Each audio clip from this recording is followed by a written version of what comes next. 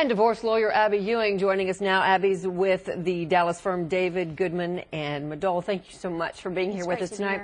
Okay, here's what y'all couldn't see is the reaction, Abby, that you had when you're listening. You're just shaking your head when listening to Natalie's story. I mean, his lawyer's saying, yeah, you can't control him all the time, but listen, he's got to be getting some better advice than, well, we just can't control him about all the tweeting. What is your reaction to this? I have a lot of reactions, as you saw. Yeah. My first reaction is I can't believe that they were both living in the same house during the divorce process, because it just seems like something like this was bound to happen. Yeah. And it's not common for a couple, especially when you can afford to live separately, to live together. So that was my first reaction. Yeah, that really is an interesting part of this. They could afford to be outside of that 30,000 square foot home, and that's not even enough when people are going through a divorce. Exactly. Sometimes you need to, be in separate counties. Right. Not really. The other thing that I thought was interesting was when I saw the picture of his children. Yeah. And that kind of broke my heart. That here are his children smiling the morning after having been put in a position where they sent their mom to jail. That really struck me as not just as a family lawyer, but just as a person. Well, I have been listening to the viewers' voice phone calls, and I have to tell you, nobody has called in support of the tweeting and of the pictures. It's like, what are you doing? Kids look up to you, other kids besides your own, as a role model, and here you're having your children fill out these police reports and help you and taking a picture of it. So the tweeting, should it just stop? Yeah.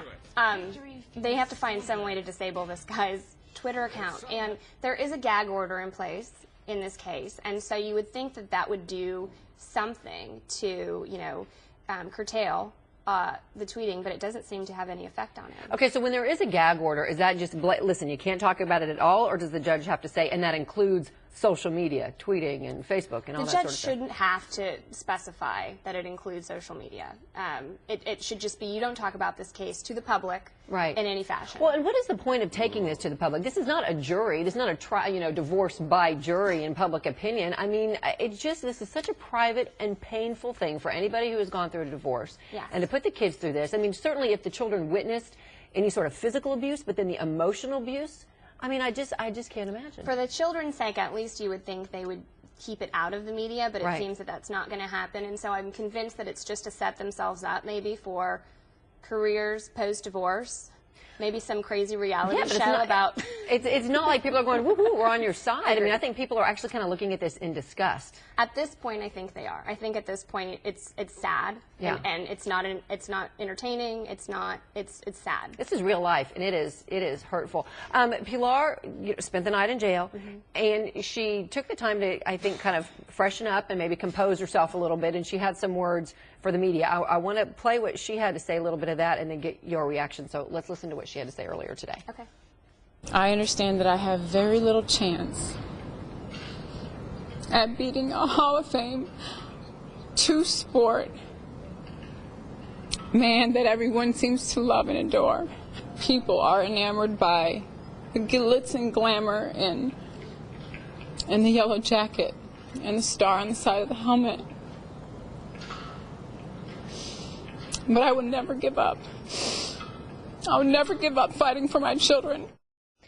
Yeah, you saw the little eye roll when she said star on the side of the helmet. Yeah. I mean, you think she's got any coaching? And I guess, I don't know, I guess in all cases, lawyers kind of coach their clients on what to say and how to act. I'm sure she's had some, preparation for dealing with the media, but she's also been in the media so much that, she's used to being in front of the cameras. And I know that everybody handles emotions differently. I am very emotional.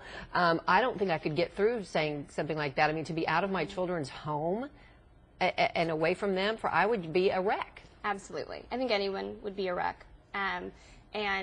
She seemed to be, she seemed to not be doing well despite having the hair done and the makeup done. Yeah. It seemed to have obviously affected her spending the night in jail and having her sons be part of that. Okay, so a North Texas judge is watching all this play out. What does he or she do or say when these two appear finally before that judge for a divorce? Oh, parenting classes. I mean, what do you? That's a good point. And most judges require parenting classes anyhow.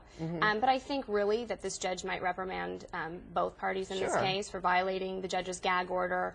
And I think the judge is going to do, whatever he can to retain normalcy, you know, some sense of normalcy, at least in the courtroom, where it shouldn't matter if you have a star on your helmet and, you know, an active Twitter account. So. You know, this is one of those times we often see stars put out the, you know, the PR press release about, you know, this is a private time for our family. Please let us get through this. And this is almost what these two need to do, because it's just so sad and disturbing for the kids. I agree. I think we should do that right now, just for them.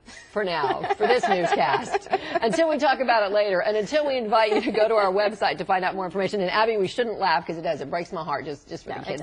They're Deion and Pilar. They're grown-ups. They can figure it out. But the kids is... That's all that matters. Absolutely. But yeah, absolutely. Go to our website, weigh in, let us know what you think. Our website is myfoxdfw.com. And of course, tomorrow morning, Abby, we're going to continue the discussion on Deion's divorce drama starting at 4:30 on Good Day. Thanks for being here with us tonight. We appreciate it. Thank you.